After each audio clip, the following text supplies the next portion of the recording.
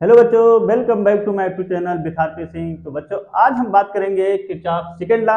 जैसा कि पिछले वीडियो में हमने किरचॉफ का प्रथम नियम यानी फर्स्ट लॉ किरचॉफ लॉ की चर्चा किया था, जिसे संधि का नियम या यूं कहो कि धारा का नियम या शॉर्टकट हम इसे केसीएल के नाम से जानते हैं।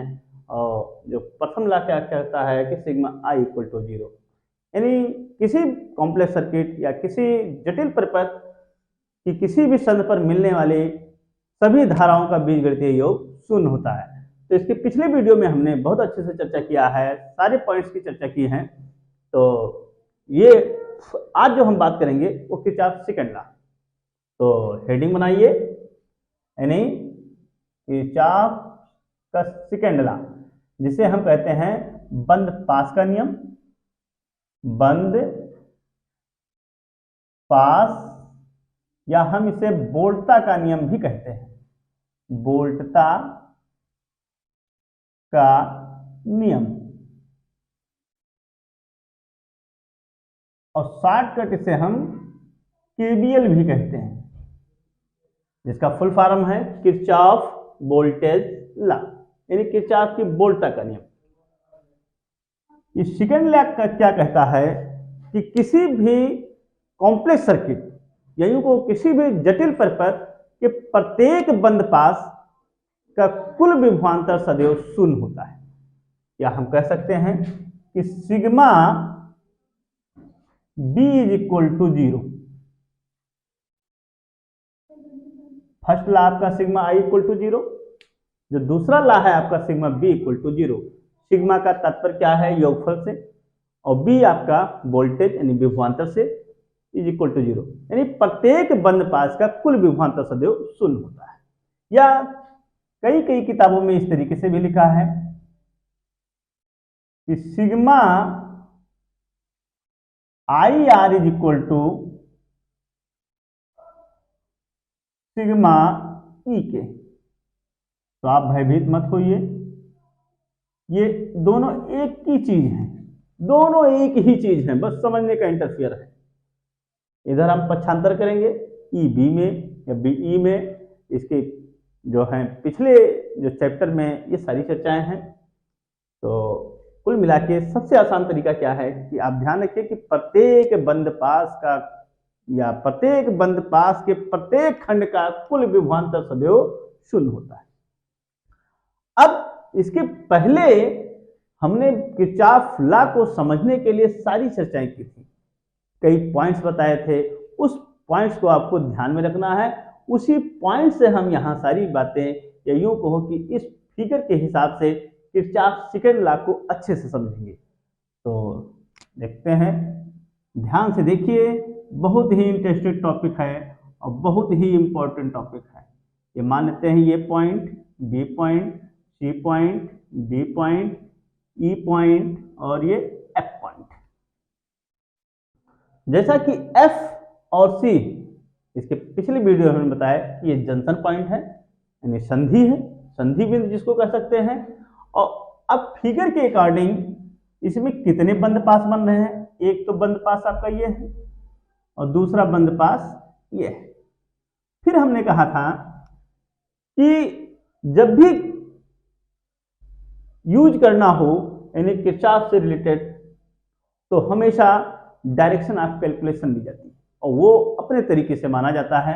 तो वही आज हम अपने तरीके से मान के और उसी हिसाब से दिखाएंगे, और जिससे कॉन्सेप्ट क्लियर हो। तो डायरेक्शन ऑफ कैलकुलेशन मान लेते हैं थोड़ी देर के लिए कि डायरेक्शन ऑफ कैलकुलेशन पहले बंद पास के लिए ये है। अब पहले बंद पास में हम किरचॉफ का सेकंड लॉ यूज करना चाहेंगे। प्रत्येक बंद पास का कुल विभवांतर सदैव शून्य होता है। अब ध्यान से देखिए, तो हम कह सकते हैं कि बंद पास 1 के लिए, पहले बंद पास के लिए लेंगे, हम कह सकते हैं बाई केबीएल। केबीएल मतलब किरचॉफ सेकंड लॉ यानी किरचॉफ वोल्टेज लॉ। तो कैसे यूज करेंगे?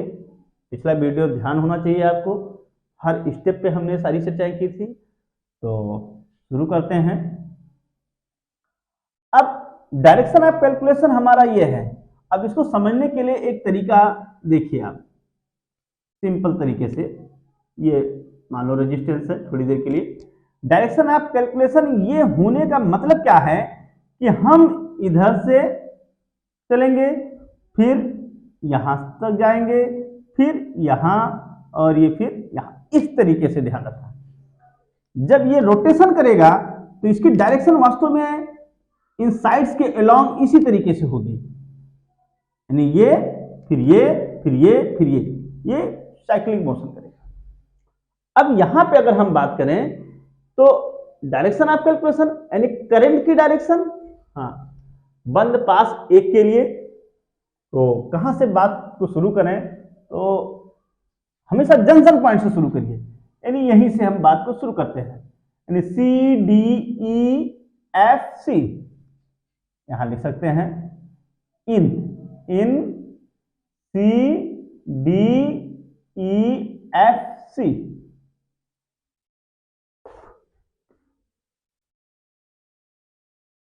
तो शुरू करिए, यानी यहां से बात को शुरू करेंगे तो ये पड़ेगा आपका I1 R1, ये पोटेंशियल बना। दूसरा चीज हमने कहा था कि जब डायरेक्शन ऑफ कैलकुलेशन के डायरेक्शन में अगर कोई सेल या बैटरी हो तो जो टर्मिनल पहले पड़ेगा उसी चिन्ह के साथ रखेंगे। तो मान लिया सेल है आपका जिसका EMF यानी इलेक्ट्रोमोटिव फोर्स E1 है, तो डायरेक्शन ऑफ कैलकुलेशन के हिसाब से इसका नेगेटिव टर्मिनल पहले पड़ेगा, इसीलिए हम इसको इसी के चिन्ह के साथ रखेंगे, या ऐसे भी दिखा देते हैं थोड़ी देर के लिए -E1। यानी ये कहानी कंप्लीट। दूसरी चीज देखिए ध्यान से, डायरेक्शन ऑफ कैलकुलेशन ये है, करंट की डायरेक्शन ये है, तो प्लस यानी -I2 R2 और plus E2 is equal to 0। ये पहले बंद पास के लिए कंसेप्ट होगा जो केवीएल के हिसाब से। अब थोड़ा सा सॉल्व करो इसको, I1 R1 minus I2 R2 is equal to, ये इधर जाएगा प्लस और ये उधर जाएगा तो माइनस। ये समीकरण नंबर 1 मान लेते हैं। इसी प्रकार बंद पास 2 के लिए बाई केवीएल यानी किरचॉफ वोल्टेज लॉ। तो इसमें भी देखिए, तो यहीं से बात को शुरू करेंगे यहां से। तो इसमें भी डायरेक्शन ऑफ कैलकुलेशन सेम मानते हैं ये, यानी हम कह सकते हैं कि इन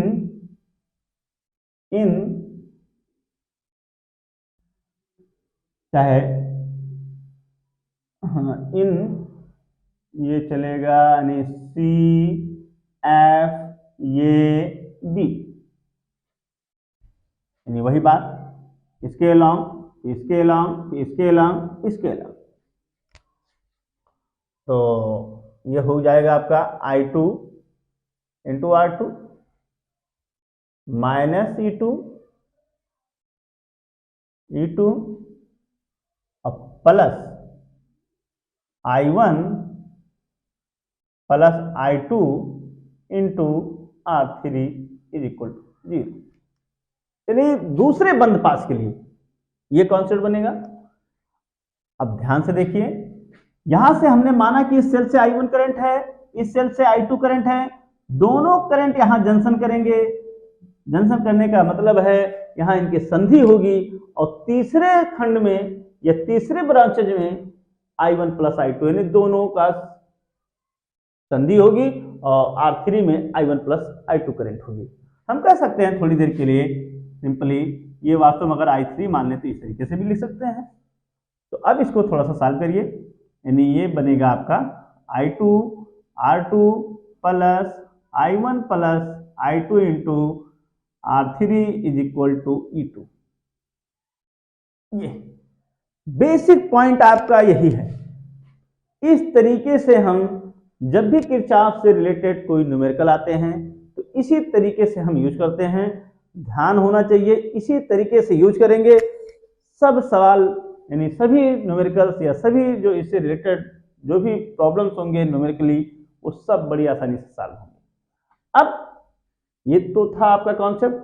हाँ, यहाँ एक चीज ध्यान देने वाली बात है कि जैसे फर्स्ट लॉ जो था वो किस संरक्षण पर आधारित था, यानी आवेश संरक्षण पर। इसी प्रकार से किरचॉफ का जो सेकंड लॉ है ये ऊर्जा संरक्षण पर आधारित है। यानी हम कह सकते हैं कि जो सेकंड लॉ है ये law of conservation of energy पर होल्ड करता है, या हम कह सकते हैं ये ऊर्जा संरक्षण के सिद्धांत पर काम करता है, या ऊर्जा संरक्षण का पालन करता है। तो यही है आपका बेसिक। अब इससे रिलेटेड हम न्यूमेरिकल लगाएंगे तो कॉन्सेप्ट और क्लियर होगा। वो है आपका, ये देखिए छोटा सा न्यूमेरिकल और अच्छा सा न्यूमेरिकल, इसको बड़ी आसानी से लगाया जा सकता है।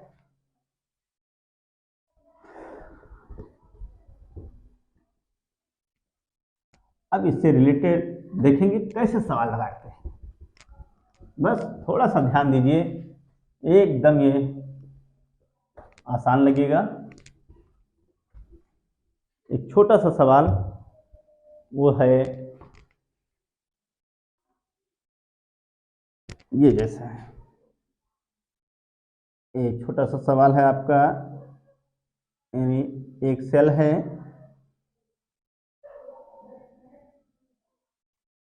एक मिनट फिर से, यानी ये रेजिस्टेंस, ये सेल है और एक रेजिस्टेंस यहाँ भी लगा दिया गया, फिर उसके बाद एक रेजिस्टेंस यहाँ और एक सेल यहाँ और एक रेजिस्टेंस यहाँ। ये माइनस, ये प्लस, ये माइनस और ये प्लस।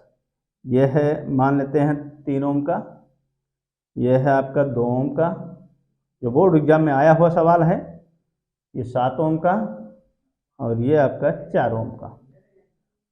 ये 12 वोल्ट की बैटरी है और ये आपकी 4 वोल्ट की इनिशियल है।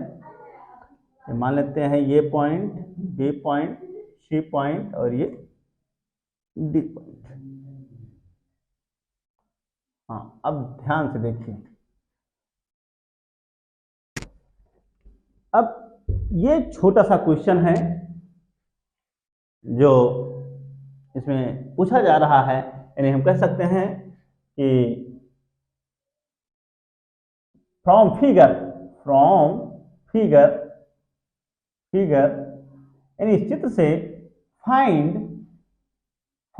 करंट, यानी हम देखना चाहेंगे कि इस परिपथ में कितनी करंट मूवमेंट कर रही है, यानी कितनी करंट प्रवाहित हो रही है। तो देखो बड़ी आसानी से निकाला जाएगा।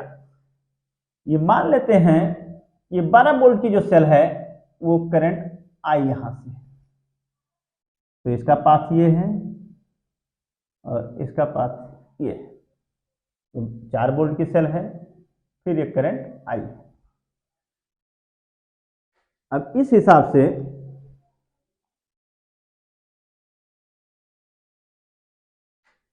निकालना है, ध्यान से देखिए। तो अब करंट कैसे फाइंड आउट होगा वो ध्यान से देखिए। तो हमने कहा था कि जब भी केवीएल यानी किरचॉफ से रिलेटेड हो तो सबसे पहले हम डायरेक्शन ऑफ कैलकुलेशन स्वयं मानते हैं। तो मान लेते हैं डायरेक्शन ऑफ कैलकुलेशन हमारा ये है। तो हम कह सकते हैं कि इन क्लोज्ड लूप ये B C D by KVL, ध्यान से देखिए बहुत अच्छा सवाल है। तो चलिए देखते हैं कैसे यूज करेंगे। तो ये क्लोज लूप आपका ABCD है, ABCD ये, यानी जिस पॉइंट से शुरू करिए उस पॉइंट तक आप जरूर लिखें। तो ये पॉइंट से हमने शुरू किया है, तो यानी 3i प्लस 4i प्लस 4, यानी 4 वोल्ट की, यानी पहला टर्मिनल इसे पॉजिटिव चिन्ह के साथ, फिर plus 7i minus 12 plus 2i is equal to 0। अब ध्यान से देखिए, 3i 4i यानी 4 3 7 7 14 14 2 16 16i, 4 में से 12 घटाओ, 4 में से 12 घटाएंगे तो कितना आएगा 8, यानी माइनस 8 इज इक्वल टू 0, यानी 16i इज इक्वल टू 8। तो i इज इक्वल टू 8/16। अब इसको सॉल्व कर दीजिए, i इक्वल टू यानी 16 पंचे 80 0.5, यानी इस सर्किट में जो करंट प्रवाहित होगी, यानी धारा जो प्रवाहित होगी, यानी विद्युत धारा जो प्रवाहित होगी, वो 0.5 एम्पियर की करंट ही फ्लो होगी, 0.5 एम्पियर की ही करंट फ्लो होगी। फिर इससे रिलेटेड और एक छोटा सा क्वेश्चन बनाया जा सकता है कि इस परिपथ में या इस विद्युत परिपथ में बी और डी के बीच का विभवांतर कितना है। फिर यहां हम जोड़ देते हैं छोटा सा क्वेश्चन, यानी फ्रॉम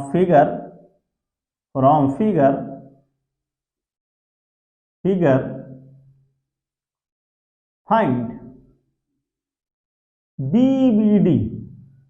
एक छोटा सा क्वेश्चन बनाते हैं फिर, BBD यानी बी और डी के बीच का विभवांतर कितना है। तो आप चाहे इधर से देखें चाहे आप इधर से देखें, बड़ी आसानी से निकाला जा सकता है कि बी और डी के बीच का विभवांतर कितना होगा। तो चलो देखते हैं। करंट हम कैलकुलेट कर लिए हैं, कितनी करंट आई है 0.5 एम्पियर, तो निकाल लिया जाए। तो BBD इज इक्वल टू, लिखने का जो पैटर्न है यानी BB माइनस BD। अब यहां पे हम किरचॉफ सेकंड लॉ होल्ड कराएंगे, यानी बी और डी के बीच। अगर थोड़ा सा आप और सोचिए तो ये तरीका अपना सकते हैं, ये तरीका अपनाएंगे तो एक खंड ये बन गया, एक बंद पास ये बन गया और एक बंद पास ये बन गया। अब देखो ध्यान से, तो कहां से शुरू करेंगे BBD। तो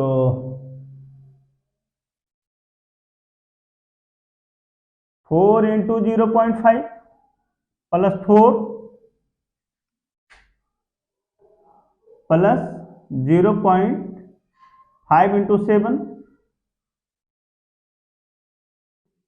यही बनेगा आपका 4 पंचे 20 यानी 2 प्लस 4 और 7 पंचे 35 यानी 3.5, 4 2 6 3 9 9.5 यानी 9.5 वोल्ट आएगा, 9.5 वोल्ट ही आंसर इसका आएगा। यानी बी और डी के बीच का जो विभवांतर आएगा वो हमारा 9.5 वोल्ट आएगा, यानी 9.5 वोल्ट का ही विभवांतर स्थापित होगा। अब चाहे इस तरीके से आप देखिए चाहे इस तरीके से देखिए, यानी बी और डी के बीच का जो पाथ है इस तरीके से भी कहा जा सकता है BCD या BAD, BCD या BAD। तो इतना ही विभवांतर आएगा। अब अगर इस पाथ से आप गए हो, कितना मिला है 9.5 वोल्ट, इस पाथ से भी जाएंगे तो भी मिलेगा 9.5 वोल्ट। वो देखिए कैसे, अगर हम इन क्लोज लूप यानी हम कह सकते हैं BAD,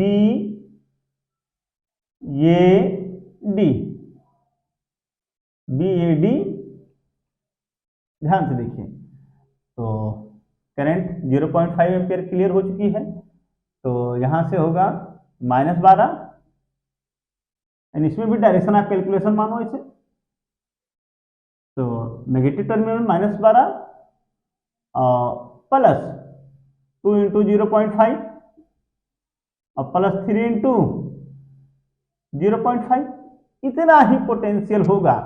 यानी ये हम कह सकते हैं कि बीबीडी। तो सॉल्व कर दीजिए, -12 प्लस 2 पंचे 10 यानी 1 और 3 पंचे 15 यानी 1.5।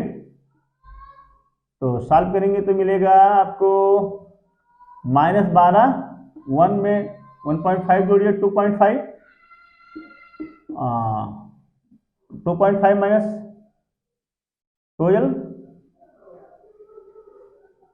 हाँ डायरेक्शन ऑफ कैलकुलेशन ये नेगेटिव में पोटेंशियल आ रहा है। तो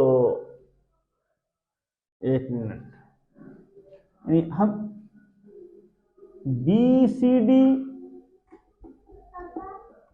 इसको इस तरीके से मानिए, यानी BA, ओहो सही लिखा था हमने, लेकिन डायरेक्शन ऑफ कैलकुलेशन गलत माना। फिर से एक बार देखिए,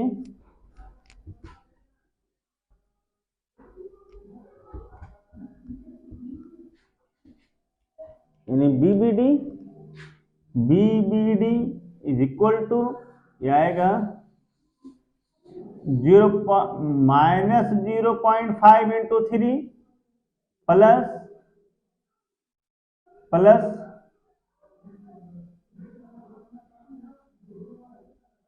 -0.5 इंटू 2 प्लस 12, ये 3 पंचे 15 -1.5 और 2 पंचे 10 -1 और प्लस 12 यानी -2.5 प्लस 12 यानी 9.5 वोल्ट, ये बीबीडी। यानी कहने का मतलब है हमारे कि चाहे इधर से देखो चाहे इधर से के पास से चलो, बी और डी का विभवांतर या बी और डी के बीच का विभवांतर 9.5 वोल्ट ही होगा। तो इस तरीके से हम न्यूमेरिकल लगाते हैं, जो खासकर बोर्ड एग्जाम के लिए बहुत ही इंपॉर्टेंट है। कुछ ना क्वेश्चन जरूर यहाँ से आएंगे, फिर हम इसके अलावा भी और भी क्वेश्चन सॉल्व कराएंगे। आशा करते हैं आज का वीडियो आपके समझ में आया होगा, आपका वीडियो आज समझ में आया होगा। फिर नेक्स्ट टाइम में फिर हम नए लेक्चर के साथ फिर मिलेंगे। तब तक के लिए थैंक यू सो मच।